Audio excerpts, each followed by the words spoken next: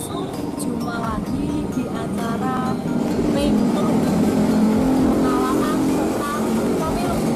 Nah, kali ini di episode ketiga kita akan membahas seputar project Rona Demokrasi.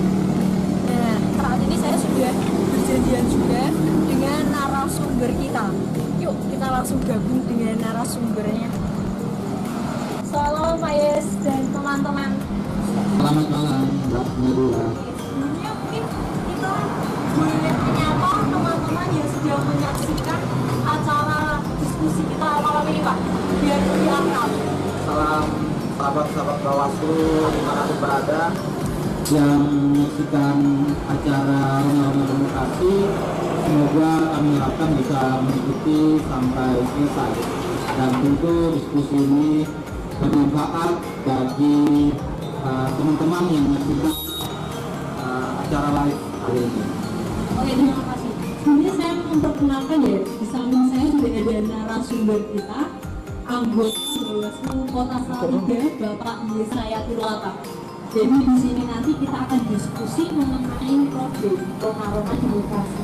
Ngomongin demokrasi ya Pak, saya pernah membaca tulisan yang pernah Bapak tulis dan Bapak mengangkat mengenai konsolidasi demokrasi dan eksistensi Bawaslu. Mungkin Pak Yus bisa berbagi atas tulisan yang pernah Bapak tulis mengenai konsolidasi demokrasi dan eksistensi Bawaslu. Ya, dan juga sahabat-sahabat Bawaslu di manapun berada yang sedang secara terkait dengan tersebut dan juga terkait dengan demokrasi menarik memang karena demokrasi ini sesuai dengan konteks kebangsaan kita. Jadi warna-warni yang mana warna-warni itu termasuk di dalam kemandirian pluralisme yang itu dibingkai dalam konteks demokrasi yang dalam hal ini demokrasi yang kita aduk saat ini adalah demokrasi Pancasila. Nah, terkait yang disampaikan oleh Pak Nadia tadi terkait dengan pertanyaan konsolidasi demokrasi dan juga konsolidasi demokrasi dan juga bagaimana peran Bawaslu ke depan ini menjadi menarik karena demokrasi yang kita anut dan kita ketahui bersama dalam masa ke masa dan waktu ke waktu itu seringkali berubah formatnya, baik itu format pemilunya, format bentuk demokrasinya dan juga sistem kepemiluannya, yang itu dimana berpengaruh terkait dengan peserta pemilu. Kalau kita berbicara dengan terkait dengan pemilu, otomatis berbicara juga terkait dengan konfigurasi partai politik dari masa ke masa. Sehingga dari masa ke masa itu demokrasi kita mengalami banyak hal, banyak perubahan, bahkan perubahan-perubahan yang signifikan. Kalau kita ketahui flashback ke belakang, demokrasi kita juga pernah berdarah-darah. Jadi sejak kemerdekaan itu demokrasi kita itu memang belum ada pemilu dalam hal ini, tetapi ada saat itu yang namanya sistem pemerintahan dan juga bentuk kenegaraan, bentuk sistem kenegaraan itu adalah KNIP, di mana Komite Nasional Indonesia Pusat itu dibentuk hampir sama dengan istilahnya DPR saat itu, dan itu berlangsung cukup lama, hampir 5 tahun. Kemudian berubah sampai dengan 1955, terus 65, terus 71, 77 sampai dengan sekarang. Dalam hal ini pengetahuan dan juga partisipasi masyarakat itu berubah. Kalau demokrasi di masa lalu itu tidak mengenal yang namanya semacam ini ya, semacam politik uang, itu kita kenal pada saat 1955 pemilu pertama. Tetapi semakin maju demokrasi kita, semakin maju ke depan, itu memang mengalami tantangan-tantangan. Antara lain misalnya untuk penyederhanaan partai politik, terus sampai dengan pemerintahan demokrasi yang berkembang, sampai dengan pemerintahan yang terbentuk menjadi otoriter. Tentu ini mengalami perubahan dan juga tekanan sosial yang itu terjadi pada saat Orde Baru. Nah, ini masa Orde Baru, jadi ada Orde Lama, Orde Baru, kemudian Orde Baru itu memuncak pada era reformasi, sehingga muncul perubahan sistem demokrasi yang cukup signifikan, di mana kelembagaan pemilu, termasuk undang-undang pemilu, itu terkonsolidasi kembali, sehingga undang-undang, regulasi, dan juga sistem tatanan demokrasi kita mengalami perubahan yang cukup signifikan. Sehingga dari reformasi itu kita juga bersyukur bahwa saat ini muncul yang namanya Komisi Pemilihan Umum, muncul yang namanya Badan Pengawas Pemilu, yang saat itu memang belum namanya belum Badan Pengawas Pemilu. Dan itu membutuhkan waktu. Badan Pengawas Pemilu itu sampai dengan waktu yang cukup lama, dan juga konsolidasi dan juga penataan regulasi kepemiluan itu cukup panjang, hampir 20 tahun berlangsungnya reformasi dan juga penataan regulasi dan juga perkembangan partai politik dan sistem kepemiluan kita itu menjadikan Bawaslu itu sampai ke kabupaten kota. Kalau sebelumnya kan bukannya kok. Nah, dengan perubahan-perubahan ini kita memanfaatkan, artinya lembaga-lembaga publik yang terbentuk saat ini dan menjadi bisa mendapatkan kepercayaan publik di masyarakat, itu bisa mengambil peran untuk meyakinkan masyarakat mengisi waktu dalam pendidikan politik, terus bagaimana untuk mencerdaskan kehidupan bangsa. Dalam hal ini bagaimana masyarakat dididik untuk memahami demokrasi, kepemiluan, dan juga melek terhadap nilai-nilai politik, tentu nilai-nilai politik yang baik, yang beretika, yang bermartabat. Saya pikir itu, Pak. Ya. Oke, Pak. Ini kita acaranya santai ya, Pak. Ya. Bisa sambil ronde ya, teman-teman semua. Dan saya juga mengingatkan kepada teman-teman yang sedang menyaksikan acara diskusi kita pada malam hari ini, buat teman-teman yang penasaran atau punya pertanyaan, tanggapan, atau ide, teman-teman bisa langsung aja mengirimkan pertanyaan teman-teman melalui live chat. Jadi pertanyaan teman-teman akan saya sampaikan langsung kepada narasumber kita. Tadi menarik ya Pak ya, kalau dijelasin secara detail nih tentang sejarah kita. Terus Pak, menurut Pak Dia sendiri, perkembangan demokrasi pasca pemilu seperti apa Pak?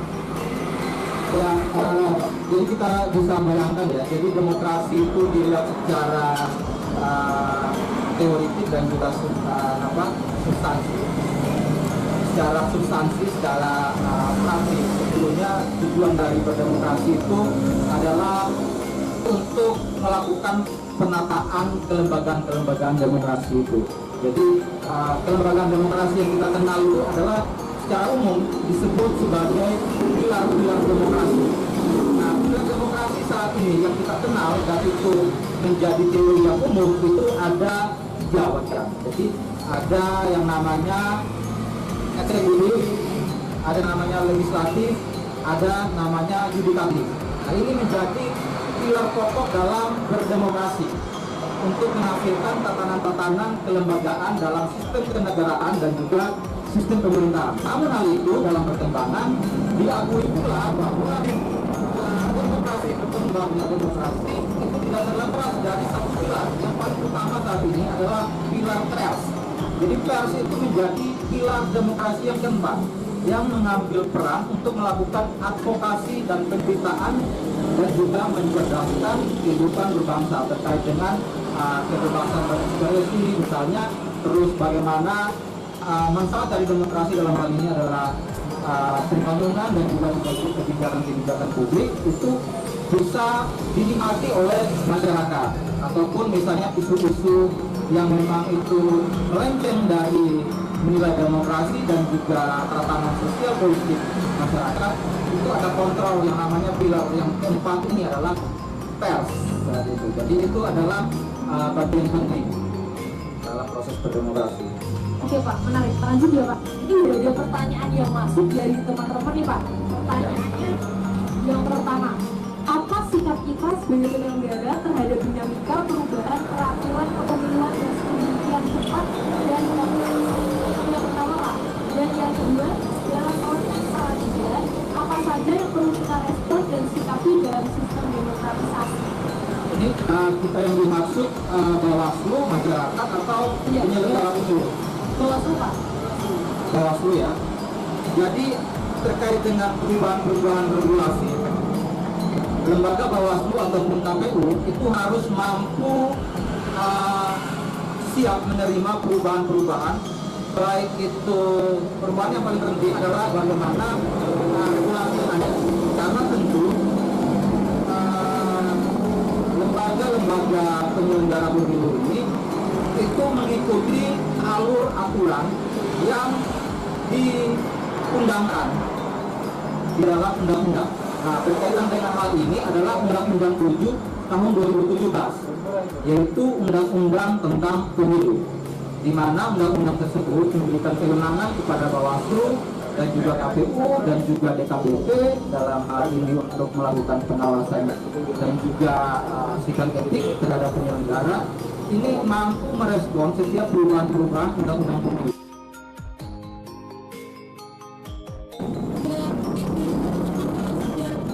Diskusi kita ada pertanyaan yang ingin disampaikan? Oke.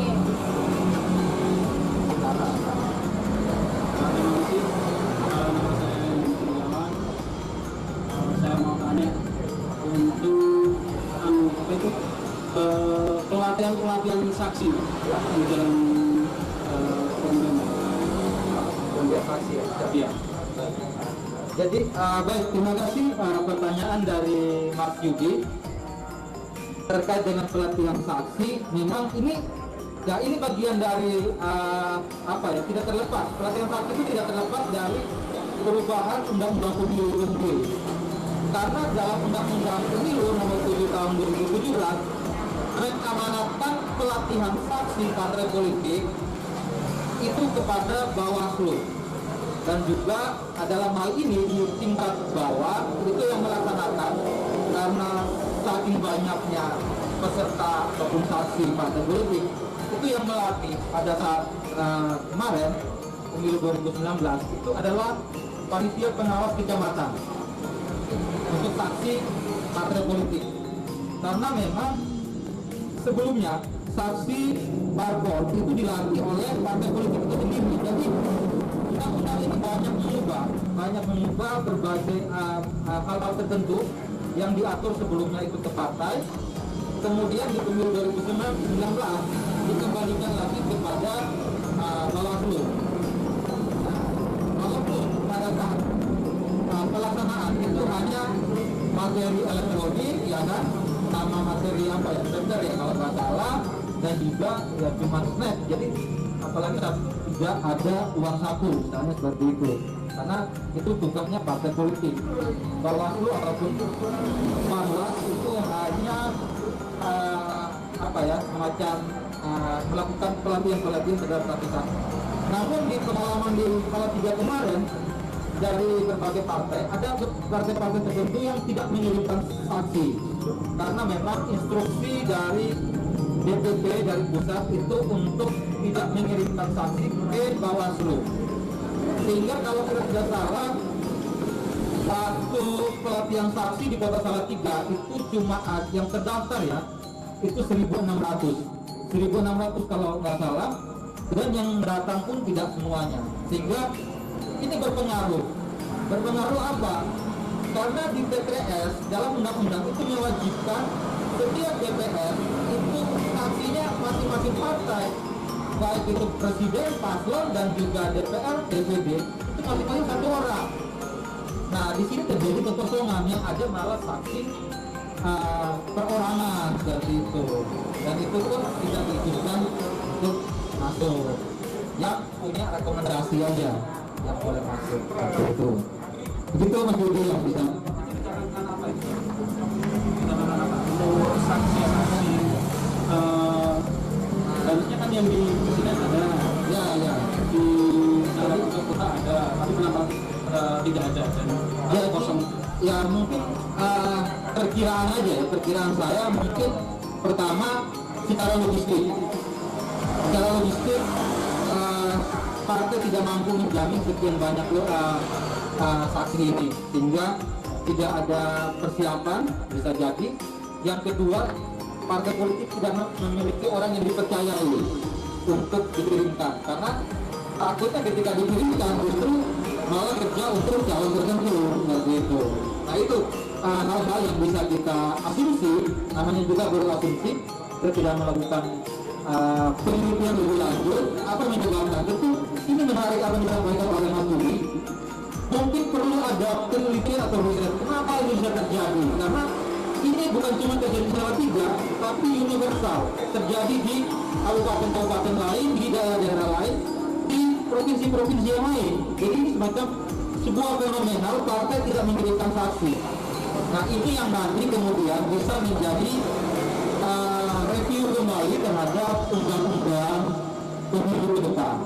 Bagaimana posisi saksi ini lebih bijaksana pada posisi yang mana, sehingga kontrol antara penyelenggara partai politik di dalam TPS itu lebih berimbang dan ada terjadi saling percaya seperti itu terhadap hasil pemilu dan penghitungan di TPS.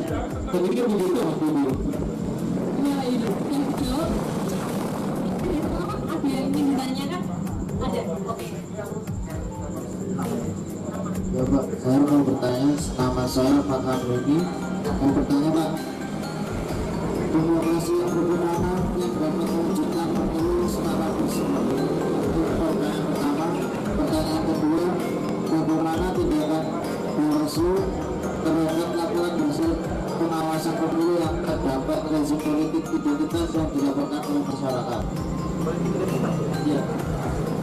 Jadi begini ya, baik Mas Fadil yang dulu langsung menjawab.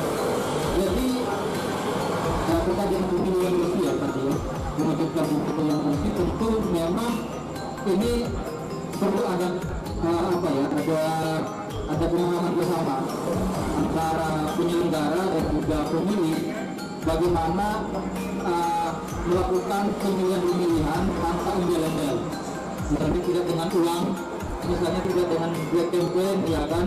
Kalau politik negatif mungkin, kampanye negatif mungkin masih boleh, tapi kalau black campaign itu tidak diperbolehkan, ujaran kebencian apalagi, dan itu mewarnai pemilu kita mulai dari 2012 terus kemudian semakin kesini itu semakin terlihat politik identitas dan juga politik uangnya juga masih kuat, sehingga ini memang perlu disinergikan antara penyelenggara dan masyarakat, dalam artian bahwa kalau terjadi pelanggaran di tingkat ke bawah itu masyarakat juga berpartisipasi dalam hal ini, melaporkan secara langsung pelanggaran-pelanggaran yang terjadi, politik uang, ujaran kebencian itu dilaporkan. Tentu kerahasiaan dan juga privasi daripada pelapor itu dijamin oleh lembaga Bawaslu. Kita dengan pertanyaan kedua apa benar?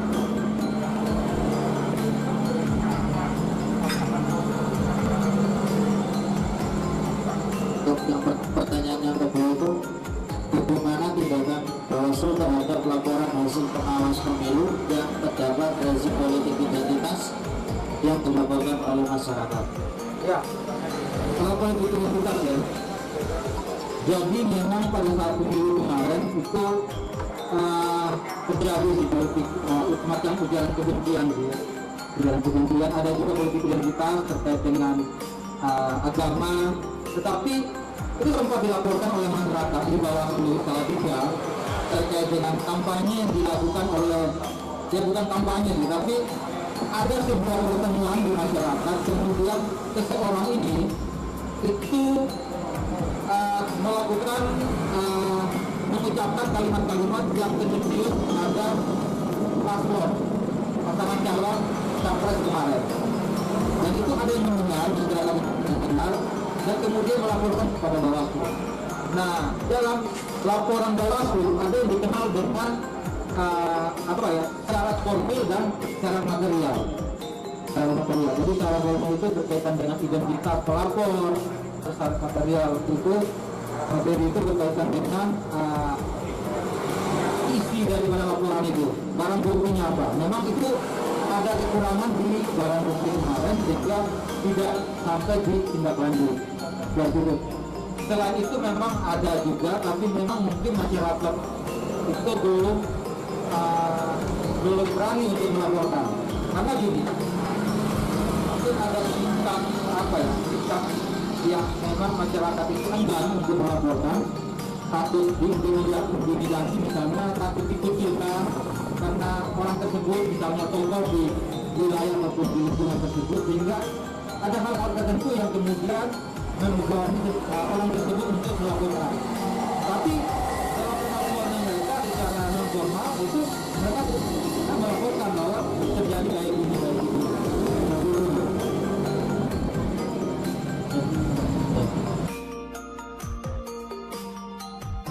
Oke, menarik ya Pak ya, dari apa yang sudah dijelasin Pak Yes. Oke Pak, karena gak terasa nih Pak, waktunya juga udah menunjukkan pukul habis jam 10 dan kita diskusi udah habis 1 jam juga Pak. Mungkin ada pesan-pesan closing statement untuk episode ketiga kali ini Pak yang mau disampaikan kepada teman-teman yang sedang menyaksikan acara program kita hari ini Pak. Baik, Mbak Nadia dan juga teman-teman yang ada di sini dan juga sahabat-sahabat Bawaslu yang ada di rumah maupun yang menyaksikan live Bawaslu Salatiga terkait dengan tema undang-undang demokrasi kali ini. Kami dari Bawaslu Salatiga berharap bahwa diskusi-diskusi ini bisa menjadi titik-titik poin untuk kita kembangkan pola dan juga transformasi pengetahuan kepada masyarakat terkait dengan pendidikan demokrasi, terus pengetahuan tentang kepemiluan, terkait dengan penyelenggaraan pemilu kepada masyarakat agar masyarakat itu menjadi melek terhadap pemilu sehingga cerdas dalam menentukan hak pilih ke depan. Bagaimana masyarakat itu menjadi tahu tentang apa tujuan dari pemilu itu, dan jika orang yang dipilih itu bagaimana memperjuangkan hak-hak konstituennya, hak-hak warga yang sudah mengirimkan calon-calon pemimpin bagi eksekutif maupun legislatif untuk memperjuangkan aspek-aspek kehidupan masyarakat. Aspek-aspek ini kan banyak, ada aspek sosial, aspek ekonomi, aspek pendidikan, hukum, agar pembangunan itu bisa mengalami sebuah perubahan ke arah yang lebih baik, termasuk kesejahteraan, intinya di situ. Nah, sehingga ke depan topik-topik yang akan kita bangun dari Bawaslu Salatiga ini akan mengarah kepada pendidikan berdemokrasi dengan topik-topik yang lebih tajam dan lebih menarik. Nah, saya juga mohon maaf kepada teman-teman dan juga sahabat-sahabat Bawaslu yang menonton acara siaran langsung ini. Jika ada hal-hal yang kurang berkenan dalam penyampaian diskusi kali ini, saya secara pribadi dan juga dari lembaga Bawaslu mohon maaf, dan kami berikan kesempatan kepada teman-teman masyarakat, kelompok-kelompok masyarakat, elemen-elemen masyarakat di Kota Salatiga untuk dapat mengundang Bawaslu Salatiga dimanapun, tanpa perlu undangan pun kami siap datang, tanpa perlu dipikirkan harus dibayar dan sebagainya. Tidak, kami datang secara sukarela dan berbagi pengalaman, memberikan transformasi pengetahuan untuk masyarakat, dan ini akan bermanfaat untuk pemilih ke depan dan juga untuk perkembangan demokratisasi di Kota Salatiga. Jadi itu. Kami juga mengucapkan terima kasih atas waktu yang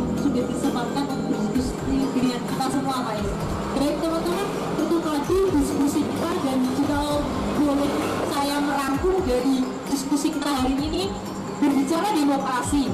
Demokrasi bukanlah sesuatu yang ditakuti. Demokrasi tak sederhana itu, baik dan buruk. Demokrasi adalah sebuah proses yang terus-menerus mencoba menemukan bentuk yang dianggap ideal sebagai sebuah sistem pemerintahan. Jangan lelah berjuang untuk kebenaran. Agar demokrasi tak berakhir sia-sia. Saya Nadia Septia Paulina dan kru yang bertugas mohon undur diri. Sampai jumpa.